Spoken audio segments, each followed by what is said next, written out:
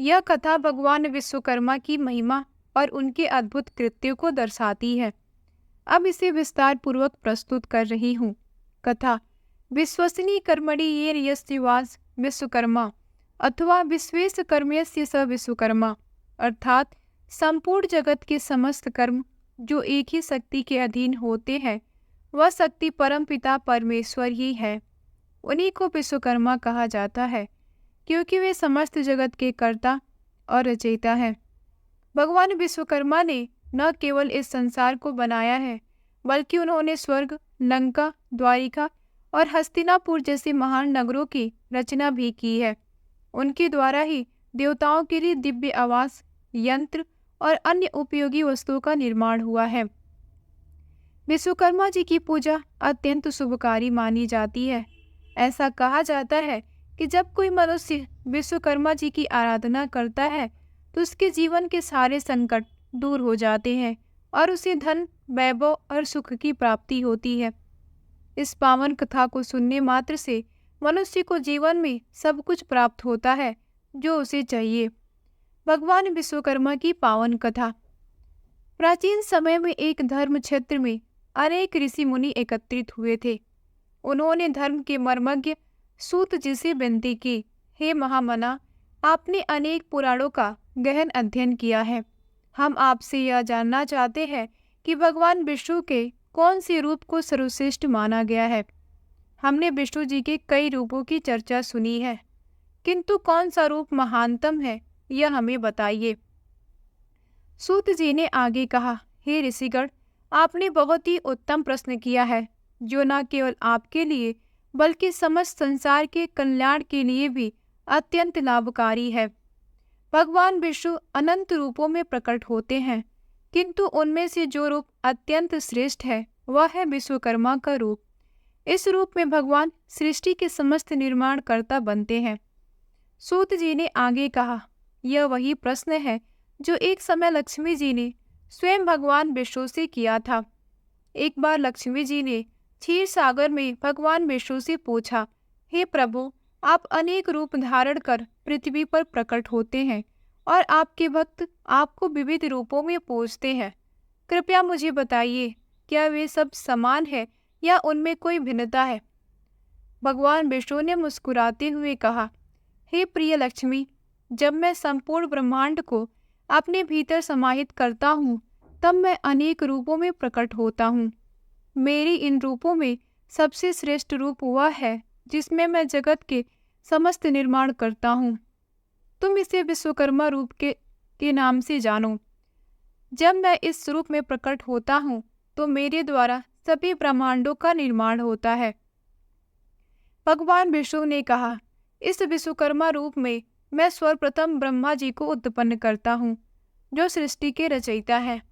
फिर ब्रह्मा जी वेदों का उपदेश करते हैं और उनमें से ऋग, यजुर, साम और अथर्ववेद का ज्ञान देते हैं। इसी अथर्ववेद से शिल्प विद्या का उद्गम होता है, जिससे शिल्पकार विभिन्न वस्तुओं का निर्माण करते हैं।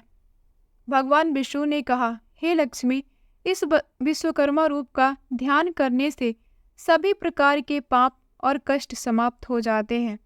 जो भी शिल्पकार इस रूप का ध्यान करता है, उसके जीवन में कोई भी विघ्न नहीं आता। वह सभी दुखों से मुक्त हो जाता है और उसे जीवन में वैभव, समृद्धि और सुख की प्राप्ति होती है। कृतवर्मा की कथा। सूत जी ने आगे कहा, हे ऋषियों, एक समय कृतवर्मा नामक एक राजा था। वह बहुत ही प्रतापी और धर्मनिष्ठ राजा था, किंतु उसके जीवन में एक बड़ा दुख था। उसके 11 पुत्र हुए, परंतु सभी पुत्र जन्म लेते ही मर जाते थे। इससे राजा और उसकी पत्नी अत्यंत शोक में डूब गए। रानी बहुत दुखी होकर पृथ्वी पर लेटकर विलाप करने लगी और राजा से बोली, हे स्वामी, मेरे सभी पुत्र मर गए, मैं अब यह दुख कैसे सहन करूं? बिना पुत्र के मैं इस संसार में कैसे जी पाऊंगी? राजा ने रानी को सांत्वना दी और कहा, हे प्रिय, चिंता मत करो, मैं अवश्य ही किसी उपाय से इस संकट को दूर करूंगा। इसके बाद राजा अपने गुरु के पास गया और उनसे विनम्रता पूर्वक पूछा, हे गुरुदेव, कृपया बताइए, मेरे पुत्र क्यों मर रहे हैं? कौन सा देव मुझसे नाराज है और किसकी पूजा करके मैं इस समस्या का समाधान कर सकता हूँ? गुरु बोले, हे राजन, अब शोक करना छोड़ो। तुम्हारे वंश को बढ़ाने वाला चिरंजीवी पुत्र तुम्हें अवश्य प्राप्त होगा। भगवान विश्वकर्मा की पूजा करो। वे देवताओं के भी देव हैं और उनके आशीर्वाद से ही तुम्हें पुत्र की प्राप्ति होगी। उनकी पूजा के बिना अन्य किसी देव की पूजा से कोई लाभ नहीं होगा। राजा ने गुरु की आज्ञा मानी और अपनी पत्नी के साथ मिलकर भगवान विश्वकर्मा की पूजा की। उसने ब्राह्मणों को वस्त्र और आभूषण देकर संतुष्ट किया और भगवान विश्वकर्मा से संतान प्राप्ति की प्रार्थना की। भगवान विश्वकर्मा की कृपा से रानी गर्भवती हुई और 10वें महीने में उसने एक सुंदर पुत्र को जन्म दिया। राजा ने बहुत आनंद मनाया और तब से प्रत्येक माह में भगवान विश्वकर्मा की पूजा करने लगा। राजा का जीवन सुखी हो गया और अंत में वह भगवान के धाम बैकुंठ को प्राप्त हुआ। विश्वकर्मा पूजा का महत्व। भगवान विश्वकर्मा की पूजा करने से मनुष्य को सभी प्रकार की इच्छाओं की पूर्ति होती है। जो लोग दरिद्रता, बाल पीड़ा या भयावह सपनों से ग्रसित होते हैं, उन्हें भगवान विश्वकर्मा की आराधना करनी चाहिए। उनके आशीर्वाद से न केवल सुख समृद्धि की प्राप्ति होती है, बल्कि जीवन में आने वाली सभी विपत्तियां भी समाप्त हो जाती है। भगवान विश्वकर्मा की आराधना से जीवन में कभी कोई कष्ट नहीं आता और मनुष्य का जीवन पूर्ण रूप से संतोष और समृद्धि से भर जाता है। जय श्री विश्वकर्मा।